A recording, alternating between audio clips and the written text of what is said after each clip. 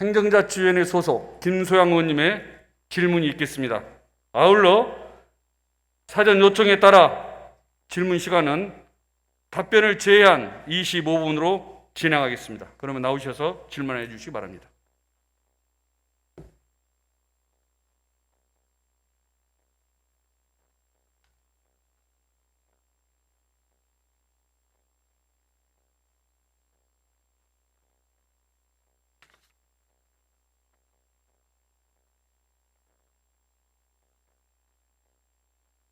네.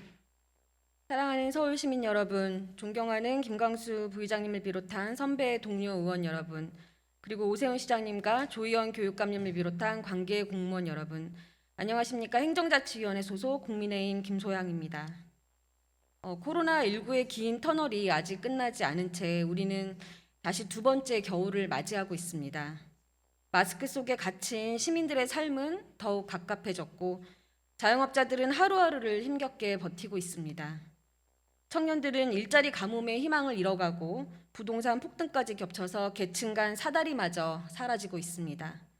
유례없는 재난 위기 속에서 우리 서울시는 그 어느 때보다 허리띠를 졸라매고 시민의 세금이 단 한 푼도 허투루 쓰이는 일이 없도록 해야 할 것입니다. 오랜 기간 시행되어 온 사업이라 할지라도 그동안 시민의 혈세가 낭비되고 잘못 쓰여 왔다면 과감한 구조조정을 통해 재정 개혁을 이루어내야 한다고 생각합니다. 최근 오세훈 시장께서 발표한 서울시 바로 세우기는 우리 시의회가 시민의 세금이 방만하게 쓰이는 것을 막고자 그동안에도 끊임없이 지적했던 내용들과 맥을 같이 한다고 생각합니다. 그런 측면에서 늦었지만 이제라도 서울시가 잘못된 행정을 바로잡고 정상화시키려는 노력을 다행으로 생각합니다. 많은 시민들이 서울시 바로 세우기를 냉정한 눈으로 지켜보고 있습니다. 저는 오늘 시정 질문을 통해서 그동안 시의회를 통해서 지적됐던 문제를 다시 한번 종합하고 정리하면서 시민들께 알려드리는 한편 서울시의 공정서울 만들기 의지를 한번 재확인해 보고자 합니다. 그럼 답변을 위해 기조실장께서는 발언대로 나와주시기 바랍니다.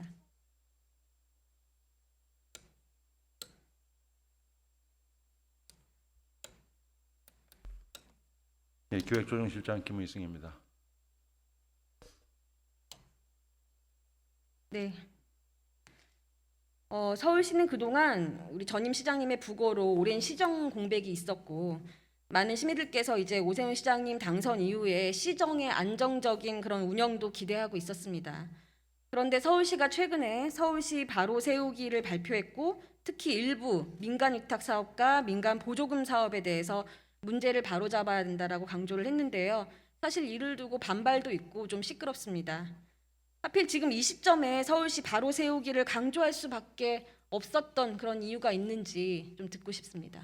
예, 그 의원님께서도 그 질문 초반에 말씀 주셨던 것처럼 지금 코로나19 때문에 청년 실업이나 또 그 자영업자의 어려움 등으로 인해서 그 민생이 어려움을 겪는 상황에서 상황이 그럴수록 또 시의 재정은 확대 재정을 펼쳐야 되는 부분이 있고 또 그 부분에 한계가 있기 때문에 그 전반적인 재정 혁신이 필요했었습니다. 그래서 그 일환의 하나로 그동안 우리 시의회나 또 언론 등에서 문제가 제기되었던 부분들을 확인하고 이 부분들을 바로잡는 과정이다. 그렇게 이해를 해주시면 고맙겠습니다.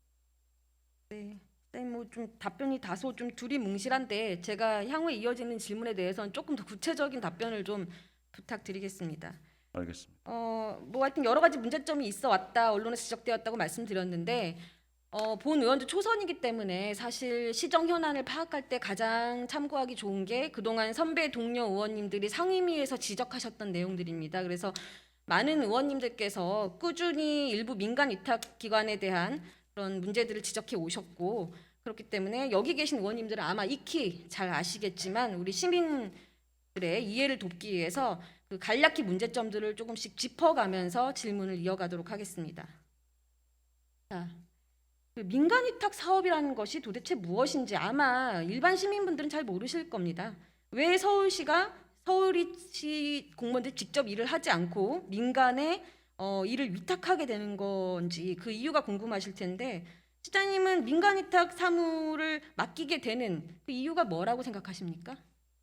우리 관련 조례에도 나와 있습니다만 이제 직접 공공이 수행해야 되는 업무입니다만 공공이 직접 수행하는 것보다 훨씬 더 높은 능률성이 요구되거나 혹은 더 전문 지식이나 기술을 요하는 사무인 경우에 민간에다가 위탁해서 업무를 처리하고 있습니다.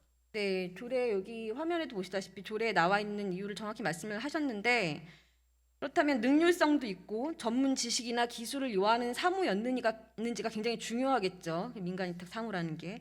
근데 문제는 사실 여러 의원님들도 지적을 그동안 하셨지만 민간 위탁 사무 기준에 부합하지 않는 일들이 오랫동안 민간 위탁 사업으로 진행되어 왔다는 점입니다.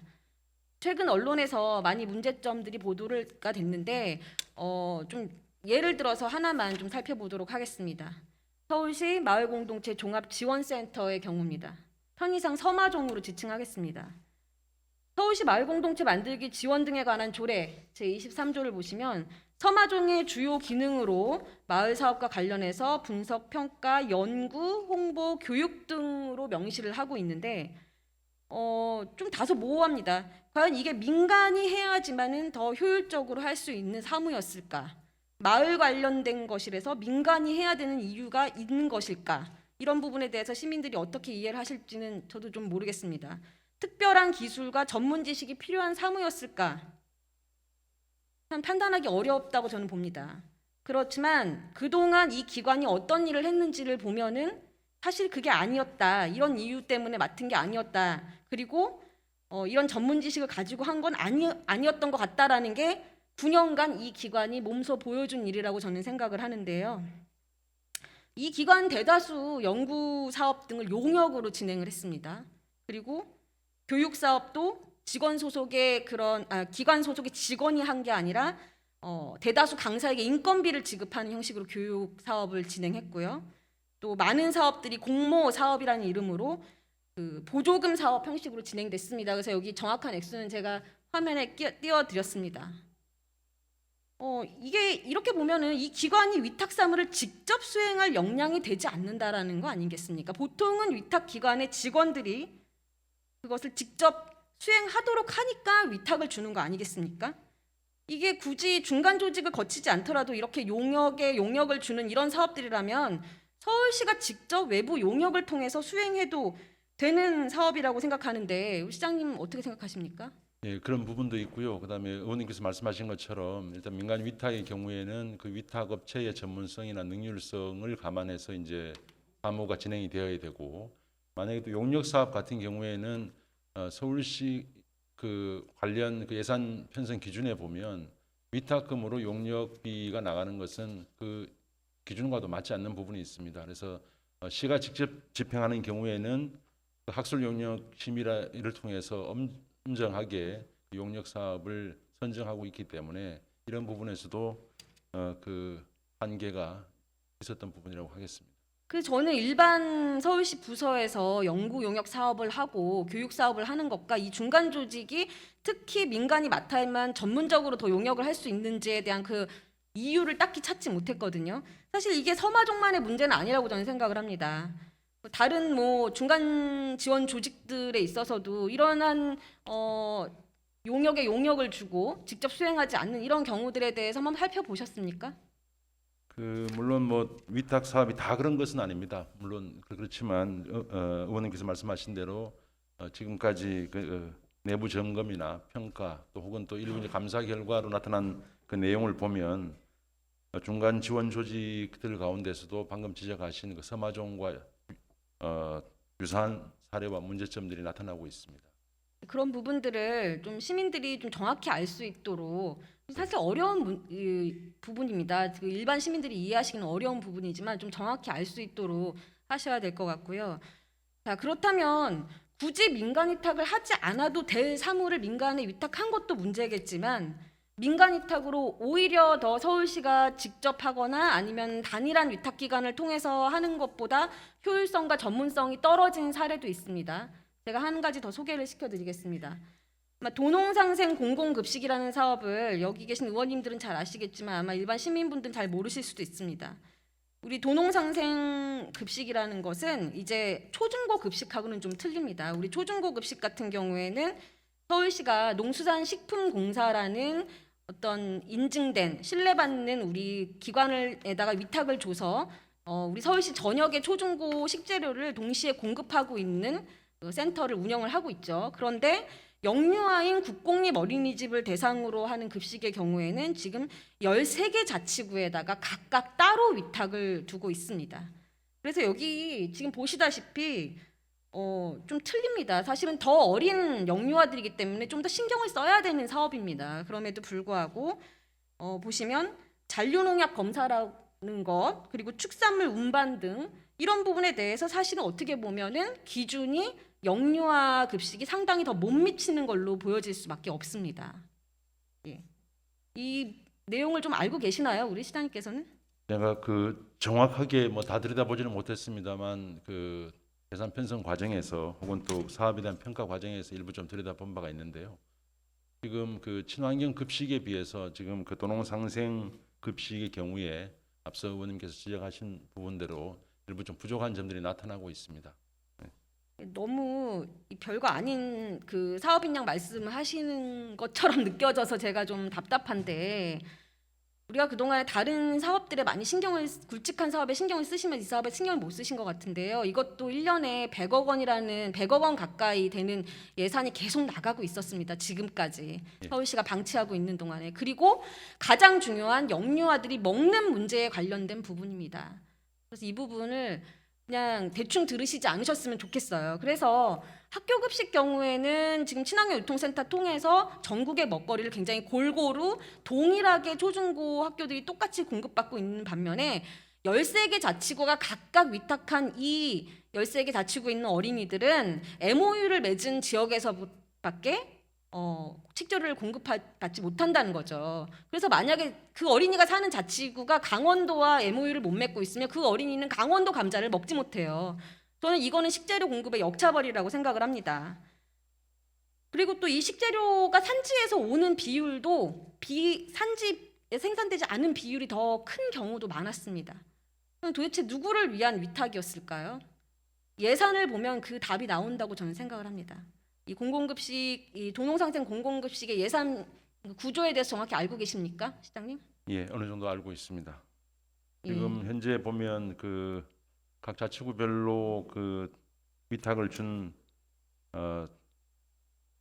센터별 위탁 비용이 전체 예산의 70%가 넘고요. 그다음에 의원님께서 말씀하신 것처럼 원래 취지는 산지의 그 싱싱한 농산물을 그 어린이집 같은데 그 유아급식용으로 제공하자는 건데 실제 산지 비율이 50%를 넘기지 못하고 있는 품목들도 나오고 있는 것으로 그렇게 알고 있습니다. 네, 인건비와 운영비가 거의 70% 가까이 차지하고 있고 나머지 금액이 친환경 식재료를 공급받는 데 따른 급식 단가 보조금입니다. 예, 맞습니다. 사실 약간 배보다 배꼽이 더 큰 그런 위탁 사업이라고 할 수 있겠습니다. 지금 서울시가 유치원 무상급식을 결정하면서 유치원 어린이들의 급식도 친환경 유통센터라는 단일한 검증된 우리 센터 농수산식품공사에서 위탁하고 있는 그 센터에서 공급을 하는 마당에 더 어린 친구들의 급식을 기준도 한참 떨어지면서 이런 비효율적인 위탁 구조에 맡기고 있다는 것은 저는 반드시 시정되어야 된다고 생각하는데 좀 진지하게 고민해 주시겠습니까? 예, 일단 좋은 지적해 주셨고요. 이제 다만 지금 현재 시점에서 뭐 당장 그 부분을 시행하기에는 좀 그 한계가 있는 것이 일단 학교 급식의 경우에는 우리 2천여 개소이지만 이 부분은 어린이집만 하더라도 서울에 5천 개가 넘는 부분이고 또 한 시설에 이제 작은 양이 이제 그 납품이 되고 하기 때문에 좀 종합적인 접근은 필요할 것 같습니다만 의원님께서 지적해 주신 그 문제 제기만큼은 저희들이 잘 받아서 이 부분에 대해서 그 공공급식 중장기 계획 용역을 진행 중에 있는데 이 부분에 포함을 시켜서 근본적인 개선 방안을 한번 검토하도록 하겠습니다. 네, 연구 내용에 좀 꼭 좀 포함시켜 주시기를 거듭 당부드리겠습니다. 자, 그래서 계속 말씀을 드리지만 사실 위탁이 됐어야 될 사업이냐, 그리고 위탁해서 오히려 비효율성이 더 증가된 거 아니냐, 이런 부분들에 대해서 유념을 해주시면서 전반적인 검토, 반드시 특정 분야가 아닌 전반적인 위탁 사무 전체에 대한 검토가 필요한 시점이다, 이런 말씀을 다시 한번 드립니다. 예, 알겠습니다. 그런데 저는 이렇게 생각합니다. 민간이 위탁해야 될 부분이 분명히 있죠. 하지만 위탁이 되는 그 순간 시민의 세금이 들어가는 공공 영역이 되는 겁니다. 공공 영역이 되면 한마디로 공공기관이 되는 거겠죠. 공공기관이 되면 절차와 법규를 철저히 지켜야 됩니다. 만약 지키지 않는다면 그에 따른 조치를 받아야 됩니다. 하지만 오랫동안 그러한 문제점이 쌓여 있음에도 불구하고 그것이 개선되지 않았고 그랬기 때문에 사실 계속 문제가 누적되어 왔던 거죠. 이제라도 늦지 않았습니다. 그 원인과 문제점을 찾아서 다시는 이런 일이 반복되지 않도록 해야 할 것입니다. 제가 다음으로 좀 보여드릴 것은요. 이 위탁기관들이 공공 영역이라는 것을 망각한 채 방만하게 운영된 부분에 대해서 좀 말씀을 안 드릴 수가 없습니다. 사실 그동안 우리 의회에서 너무나 많이 나온 내용이라서 아마 의원님들은 지겹도록 알고 계실 텐데 시민 여러분께 좀 정확히 말씀을 드리기 위해서 제가 설명을 드립니다. 화면은 서마종의 해외 연수 사업 집행 내역입니다. 8년간 시민의 세금 약 3억 원으로 서마종 직원들과 마을 활동가들이 해외 연수를 가셨습니다. 2016년에는 무려 9번에 걸쳐서 해외 연수를 갔습니다. 민간 위탁 기관에서 이렇게 자주 해외를 나갔다는 게 시민들의 눈높이에 맞을지 저는 잘 모르겠습니다만은 해외 연수를 갔다는 것 자체가 문제는 되지 않을 수도 있겠죠. 하지만 시민의 세금으로 해외 연수를 가는 거기 때문에 엄격한 절차를 준수해야 됩니다. 시장님, 우리 공무원들이나 서울시 의회 의원님들이 국외 공무 연수 갈 때 어떤 절차를 거치고 있는지 아시죠? 예, 연수 과정도 그렇고 출장 갈 때도 사전에 엄정한 심사 과정을 거쳐서 대상을 선발하고 있습니다. 네, 대상자도 선발하고 계획도 심사를 받아야 됩니다. 의원님들도 예외가 아닙니다. 갔다 저 와서 굉장히 결과 보고서도 정확하게 해야 맞습니다. 되고요. 하지만 서마종에서 실시한 해외 연수 계획은 따로 서울시로부터 사전 심사를 받지 않은 것으로 알고 있습니다. 또 이 서마종 국외 연수는 센터 직원들만 가신 게 아니라 마을 활동가, 즉 민간인을 포함해서 간 연수인데요. 이렇게 민간인을 포함해서 위탁기관이 갈 수 있겠습니까? 가는 것은 별 문제가 없다고 생각하십니까? 지금 총괄적으로 답변 드리기는 그렇고 아마 그 개별 사안에 따라서 달리 볼 수가 있을 텐데요. 그 지난번 행정사무감사 때 행자위 증인 출석해서 의원님께서 이 문제를 제기를 해주셨을 때 그 내용상 봤을 때는 좀 다시 한번 그 짚어볼 여지가 있다라는 그 느낌을 받았습니다. 네, 이게 좀 저는 문제가 있어 보입니다. 예. 예, 센터 예산으로 민간의 여비를 그것도 심사 없이 제공하는 데 있어서 이런 것들이 예산 그 편성에 이 센터 예산 세부 편성에는 들어가 있더라고요. 어떻게 서울시가 이런 부분들을 해당 과에서 받아들였는지 도저히 제 상식으로는 이해는 할 수 없습니다만 이것이 과연 공직선거법 위반 소지가 없는지도 한번 들여다볼 필요가 있을 것 같습니다. 일단 지적해 주신 부분에 대해서 전반적으로 한번 좀 들여다볼 필요가 있다는 데 공감하고 있습니다. 네, 저는 이게 서마종만의 문제라고 생각했는데 제가 좀 자료를 찾다 보니까 서울시가 국회의원실에 제출한 자료를 좀 보니까요. 서울시 사회적 경제지원센터 또한 4년간 인재 양성 명목으로 4억 원에 가까운 예산을 해외 연수에 썼더라고요. 이것도 2017년에 무려 9번의 해외 연수가 있었습니다. 그리고 마찬가지로 민간인인 사회적 경제기업 직원들도 함께 간 것으로 나타나 있는데 이것도 사전 절차가 있었는지 신고가 있었는지 이런 부분에 대해서 점검을 하셔야 될 것 같습니다, 시장님. 예, 알겠습니다. 시장님, 이런 사례가 계속 반복되면 안 되지 않습니까? 저 위탁금만 주고 어떻게 운영되던 말던 계속 방치하면 안 될 것 같은데요. 사실 서울시에도 그 책임에서 자유로울 수 없다라고 여러 의원님들이 말씀하고 계십니다. 앞으로 어떻게 관리하실 겁니까? 예, 일단 전반적으로 그 민간 위탁이 본래 취지를 살릴 수 있도록 엄정하게 좀 살펴볼 필요가 있고요. 일단 민간 위탁 기간이 끝났을 때 과연 그 사업이 서울시가 직접 수행하지 않고 민간 위탁을 할 만한 사업인지에 대한 면밀한 검토를 제로 베이스에서 살펴볼 필요가 있다는 생각입니다. 그리고 민간 위탁이 일단 되었다면 그 이후에 사업 집행 과정이나 사후의 그 점검 등을 통해서 또 그 중간에 사업 집행 과정에서의 그 점검이나 지도 점검을 통해서 잘못될 수 있는 부분을 바로 잡아 나가야 된다는 생각을 하고 있습니다. 좀 들여다 보셔야 될 것 같고요. 본 의원이 봤을 때 이러한 그 잘못된 부분들이 사실 특정 영역에 몸담고 있는 사람들이 방만한 운영이 특정 기간 동안 오래 지속됐다라고 된 그런 사실이 밝혀진다면 시민들이 이걸 그들만의 리그 이렇게 말씀을 하실 것 같은 생각이 좀 듭니다. 그래서 그런 것들을 좀 깊이 들여다보실 필요가 있다는 점을 다시 한번 말씀을 드리고요. 예. 자, 서울시가 민간 위탁에 대해서도 문제점을 말씀을 하셨지만 민간 보조금 문제에 대해서도 문제를 좀 제기하셨어요. 사실 근데 민간 보조금은 뭐 그 전에도 그 전전 시장님 때도 뭐 계속해서 민간 보조금이라는 거는 뭐 일반화된 사업 아니겠습니까? 근데 왜 갑자기 민간 보조금에 문제가 있었다라는 말씀을 하시는 거죠? 그 의원님께서도 잘 아시는 것처럼 이제 그 민간 위탁과 달리 민간 보조금은 그 민간이 자율적으로 수행하는 사업에 대해서 이제 그 재정상의 지원을 하는 사업인데요. 어쨌거나 그 시민의 그 세금 소중한 세금이 나가는 예산인 만큼 지원 대상을 선정하거나 혹은 또 그 절차상의 공정성이 다른 어떤 부분보다도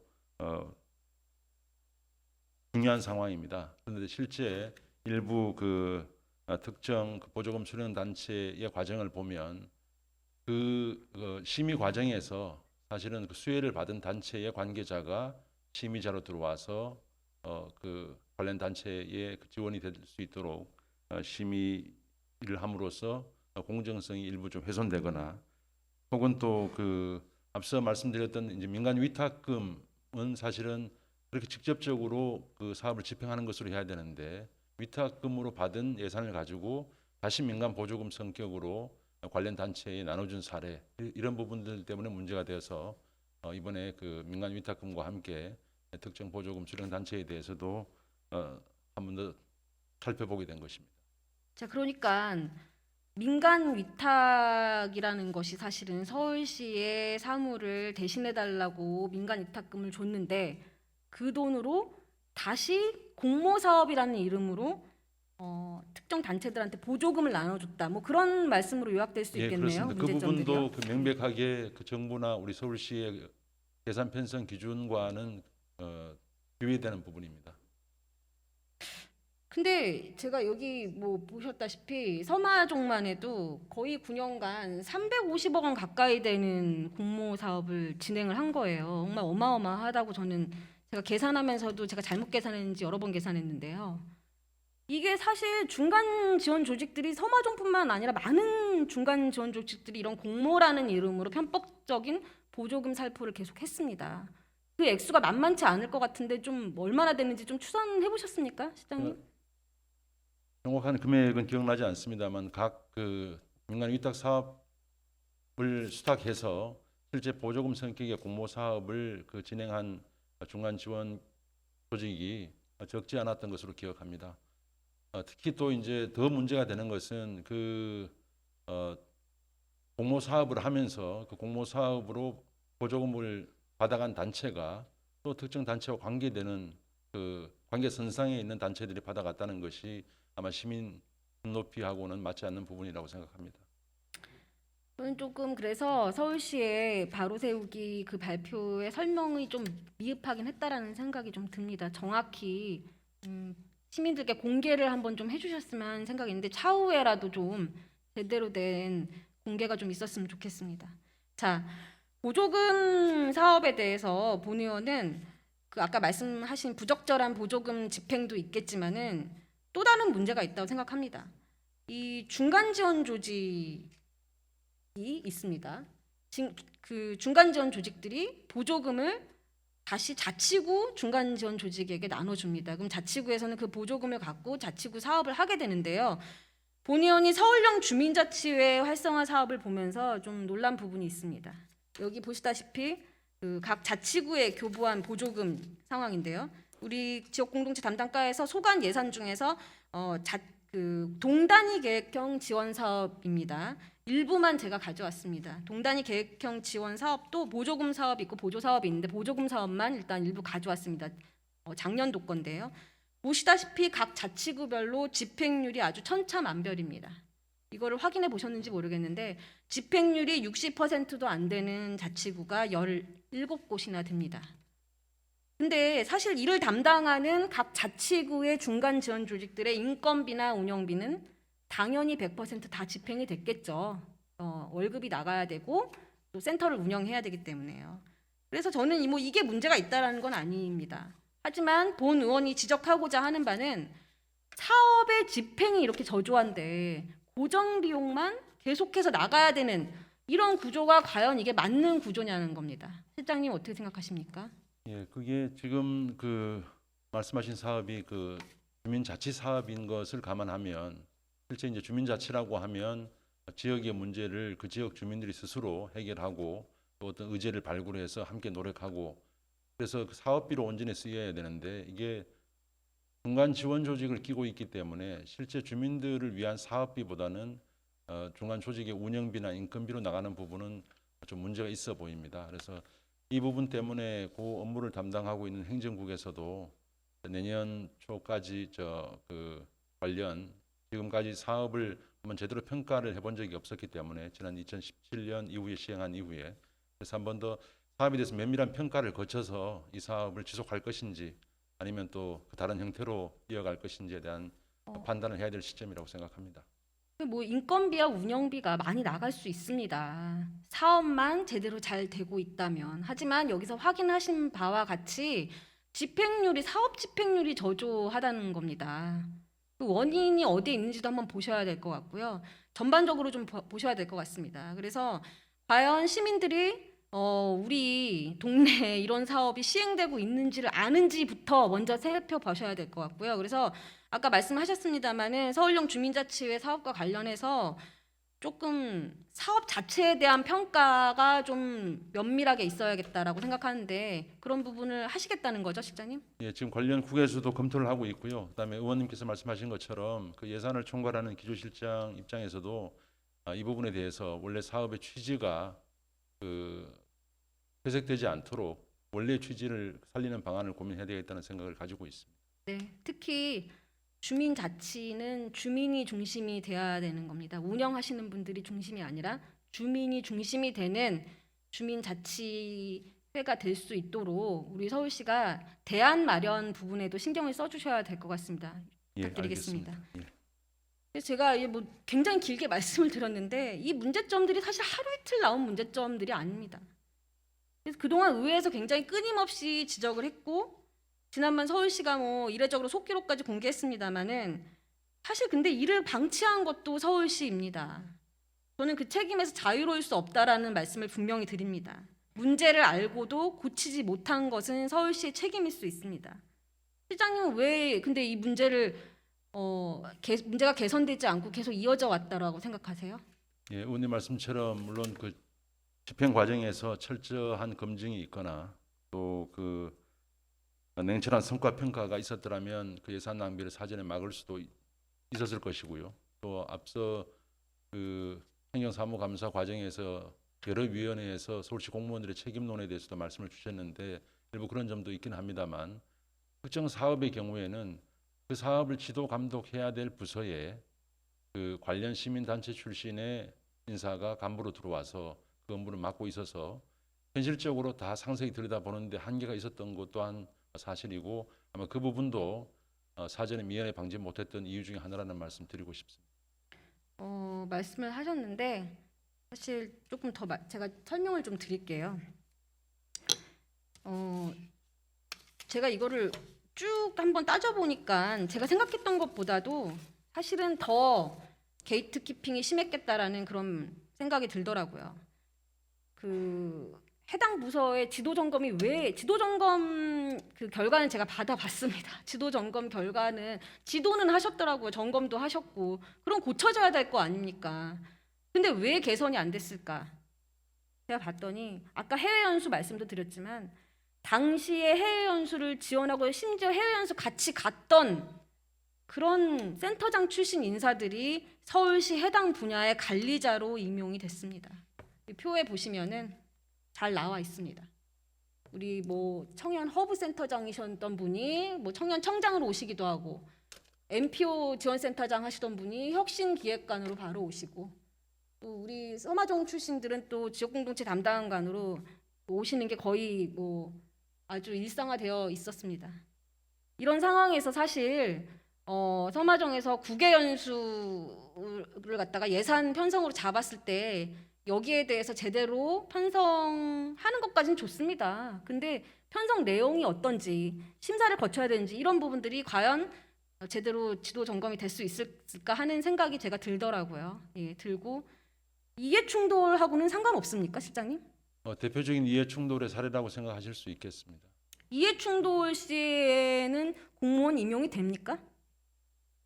뭐 관련 공무원 지금 현재까지의 법령상으로는 명확하지 않았습니다만 최근에 국민권익위원회에서 이해 충돌에 대해서는 훨씬 더 엄정한 관련 법도 아니, 실장님. 제정했었고요. 의원님들도 이해 충돌이 있으시면 해당 상임위에 오지 못하세요. 그런데 어떻게 공무를 책임지는 관리자급의 서울시 공무원이 완전 정면으로 충돌하는 그 사무를 관리하기 위해서 온단 말입니까? 저는 있을 수 없었던 일들이 있었다고 저는 생각을 하고, 앞으로 임용 부분에 대해서도 명백한 철저한 기준을 마련해야 된다라고 생각을 합니다. 예, 공감하고 있습니다. 관리자뿐만 아닙니다. 사실은 이 부서에 근무하고 계셨던 다수의 임기제 공무원들, 저는 전체 임기제 공무원들을 폄하하고자 하는 말씀이 아닙니다. 해당 사업에 근무하고 계셨던 다수의 임기제 공무원들이 유관 단체 출신 분들도 꽤 있었습니다. 이런 상황에서 문제가 시정됐을 거라고 시 의원님들이 지적하고 기대했던 게 오히려 착각이었을 수 있겠다, 이런 생각이 들었습니다. 정말 그들만의 리그가 아닐 수가 없었다, 이런 생각이 들고요. 예, 시장님께서는 자리로 돌아가셔도 좋습니다. 수고하셨습니다. 다음으로 시장님께 질의를 좀 드리겠습니다. 시장님, 답변을 위해서 발언대로 나와주시기 바랍니다.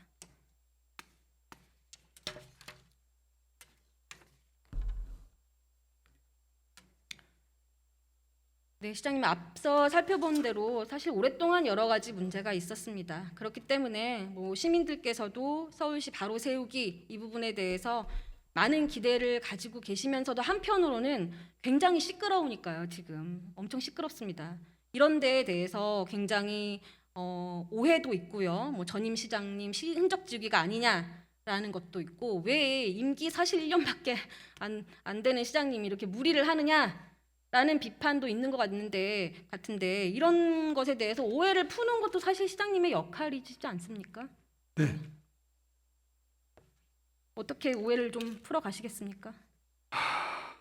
뭐 전임 시장님 시절에 이른바 시민사회 활성화를 위해서 지원됐던 정말 많은 액수의 예산들이 있는데요. 그러한 예산들이 과연 당초에 표방했던 대로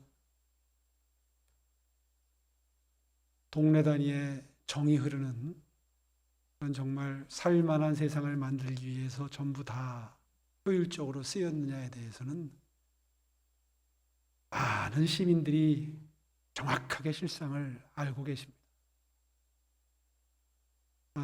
그 부분에 대해서 이번에 예산에 바로잡기 위한 예산을 좀, 그것도 전면적인 폐지가 아니고 일부 사업비를 조정을 했더니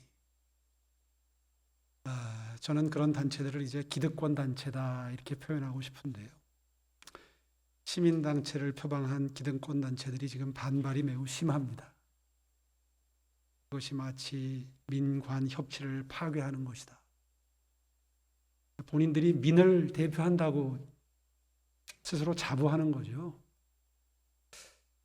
아마 일부 민을 대표하는 측면도 있겠습니다마는 과연 서울시민 전체를 대표한다고 본인들이 자부하실 수 있는 것인지, 방금 전에 한 달 내로 발표될 감사 내용의 일부가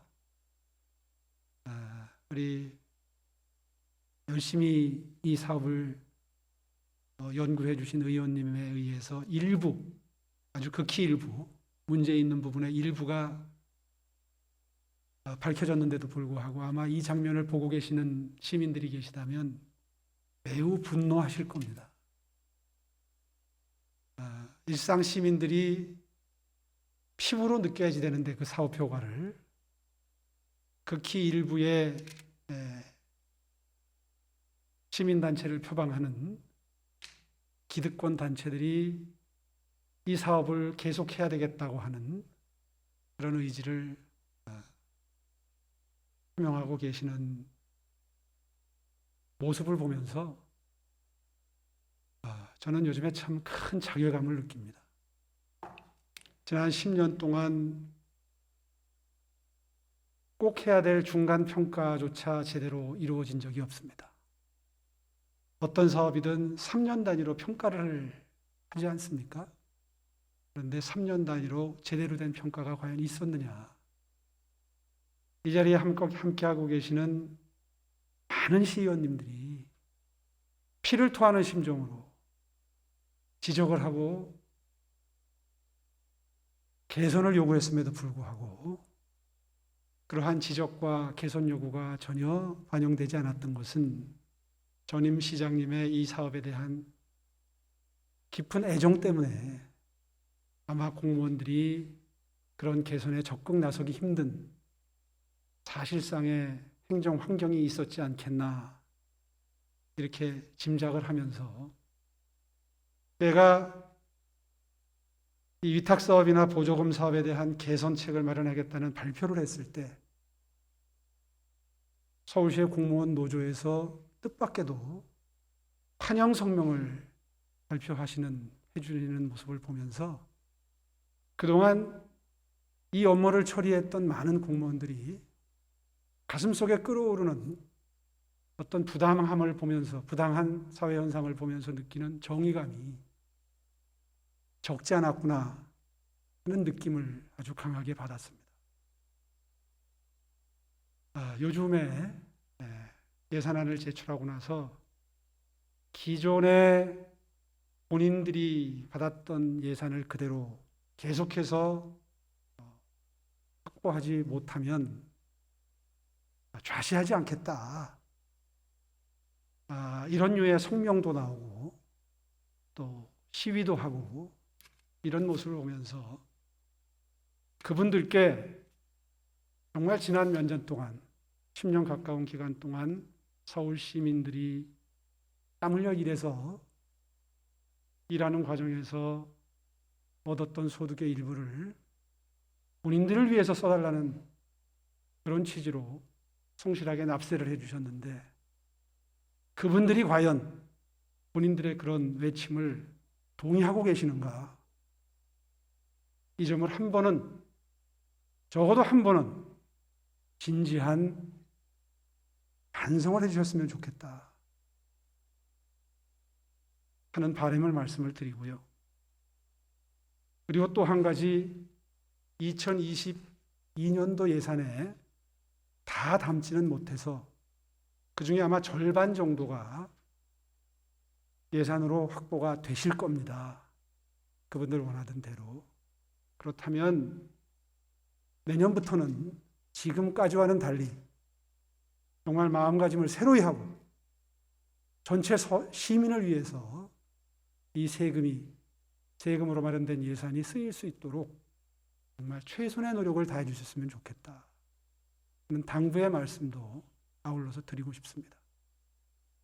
네, 사실 저는 공동체성 강화 이런 것들은 굉장히 선한 목적이라고 보여집니다.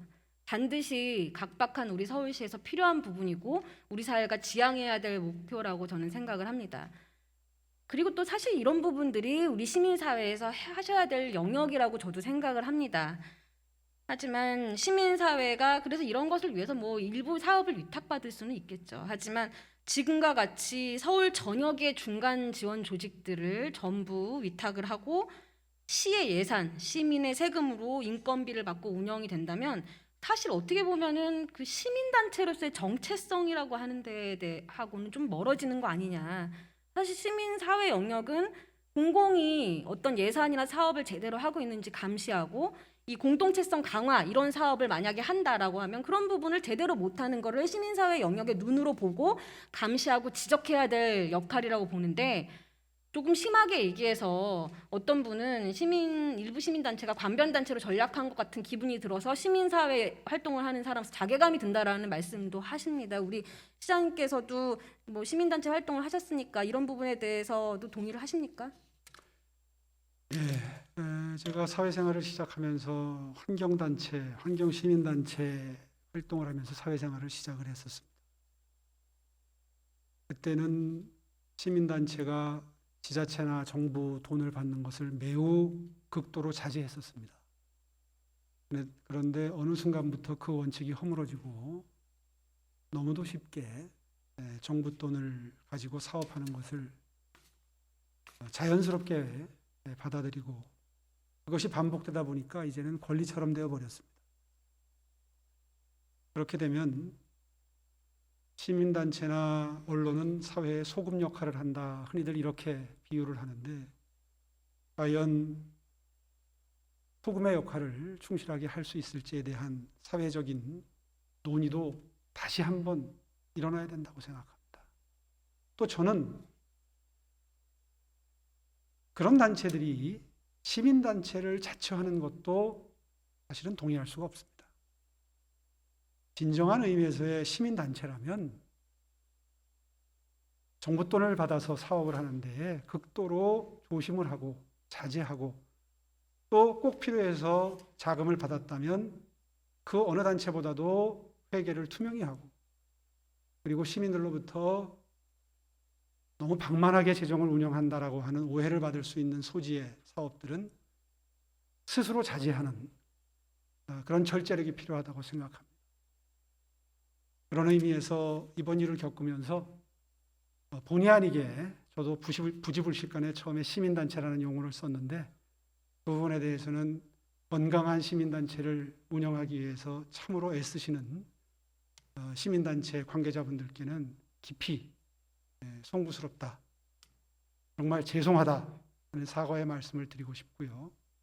그러나 이런 문제 제기가 진정한 의미에서 건강한 시민단체들을 오히려 보호하고 그 사기를 진작하고 그리고 더 건강한 시민단체 활동을 만들어내기 위해서는 오히려 서울시가 앞장서서 이런 작업은 서울시 바로 세우기 작업은 반드시 한 번은 해야 될 사업이다. 그래야 시민 여러분들이 건강한 시민단체와 이런 기득권 단체들을 구분하실 수 있는 해안이 생기실 수 있지 않겠는가 하는 사명감도 느낍니다. 네. 그 끝으로 한 가지만 여쭤보겠습니다. 우리 시장님께서는 LH 사태가 가장 뜨겁던 지난 선거에서 우리 사회 공정을 바라는 2030 세대들의 압도적인 지지를 받고 당선되셨습니다. 저는 당시 2030 세대들의 민심은 특정한 그룹이 그들만의 리그를 통해 특권을 누리는 것, 그런 것에 대한 강한 분노였다라고 생각을 합니다. 그런 측면에서 우리 시장님께서 취임하시면서 공정서울을 내걸으셨습니다. 공정서울과 서울시 바로 세우기가 어떤 관계가 있는지 조금 연결이 잘 안 되는 부분도 있습니다. 한번 설명해 주시겠습니까? 오늘 이 이른바 시민단체를 자처하는 기득권 단체들이 어떻게 서울시의 행정과 연관이 돼서 영향력을 행사하고 서울시의 위탁 사업이나 보조금 사업들을 전유해 왔는지에 대해서 의원님의 그 지적이 있었습니다만은 많은 사업들이 전임 시장님과 어떤 시민단체 활동을 통해서 맺어진 인간관계를 바탕으로 해서 사업을 제안하는 형태가 되고 제안받은 시장님께서 그것을 검토하도록 하는 위원회를 만들 때 거기에 참여를 하시고 그 위원회에서 그 사업의 필요성이 인정이 돼서 새로운 사업이 만들어지고 예산이 배정되고 또 그 예산을 배정받아서 그 사업을 하던 그 단체의 장들이나 활동가들이 서울시의 해당 부서에 다른 부서도 아니고 해당 부서의 장으로 들어오고 또 그분들이 그렇게 들어와서 그 사업을 확대하고 본인들이 몸담았던 단체의 그 위탁 사업이나 보조금 사업들이 갈 수 있도록 음으로 양으로 영향력을 행사하고 그리고 그렇게 나간 서울시의 예산이 다시 또 그 단체의 영향력을 확대하는 데 쓰이고, 그리고 그 단체들은 수년간 반복적으로 그 사업들을 거의 독점적으로 전유하고, 이런 현상을 만약에 2030 젊은이들이 알게 된다면 우리 사회의 가장 대표적인 불공정 사례로 분류하지 않겠는가. 천만 서울시가 운영됨에 있어서 그분들보다도 더 그와 유사한 사업이나 그 사업에 대해서 열정을 가지고 전문성을 가지고 일할 수 있는 분들이 그 사업을 위탁받거나 도움을 주시는 데 있어서 원천적으로 배제될 수밖에 없는, 그래서 저희들이 그들만의 리그다 이런 표현을 썼는데, 그 표현에 대해서 거부감을 표시를 하고 동의할 수 없다, 받아들일 수 없다, 우리들만 그 사업을 계속해야 되겠다 라는 입장을 견지하신다면 과연 공정사회로 판단할 수 있겠는가. 이렇게 요약해서 말씀드리겠습니다. 네, 시장님 답변 감사합니다. 자리로 돌아가셔도 좋습니다.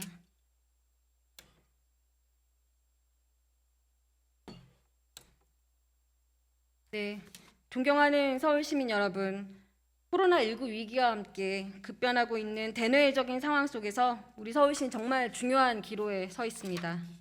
위기를 빠르게 극복하고 다시 세계 속의 서울로 우뚝 서느냐 아니면 제자리 걸음만 할 것이냐 하는 길목에서 서울시 바로 세우기는 반드시 거쳐야 할 과정이라고 생각합니다. 그 길에 시민 여러분께서 함께 해주십시오.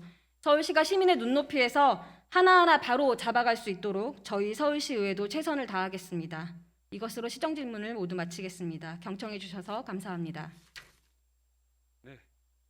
김소영 의원님 수고하셨습니다.